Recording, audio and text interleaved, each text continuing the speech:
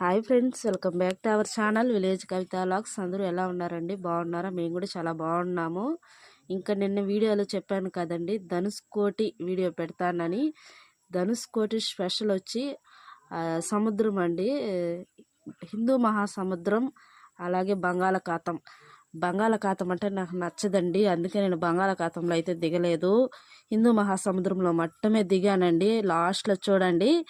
ఎందుకంటే బంగాళాఖాతం ఇష్టం ఉండదంటే ఎక్కువగా వాయుగుండాలు వస్తాయి కాబట్టి, అందుకే నాకు ఆ సముద్రం అంటే ఇష్టం ఉండదు. హిందూ మహాసముద్రం కొంచెం ప్రశాంతంగా ఉంటుందండి. అందుకే నాకు ఆ సముద్రం అంటే ఇష్టం కాబట్టి అందులోనే అయితే దిగానండి. ఇంకా సముద్రంలో చిక్కే జంతువులన్నీ ఎండబెట్టి అమ్మేస్తారనమాట.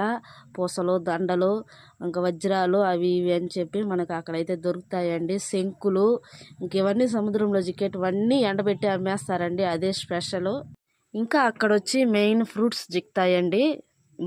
ప్రతి ఫ్రూట్స్ చూడటానికి బాగుంటుంది అనమాట, కానీ తింటే మాత్రం గరగర అంటుంది. ఎందుకంటే ఇసుక అనమాట అండి, మనం నడిచే ఇసుక, వాహనాలు ఇసుక అంతా ఇంకా అందులోనే ఉంటుంది అనమాట. ఖచ్చితంగా అయితే అందరూ చూడవలసిన ప్లేసే అండి. అన్నీ చూడాలన్నమాట. ఎందుకంటే మన భారతదేశం బార్డర్ అండి, లాస్ట్ అనమాట. ఇంకా అక్కడి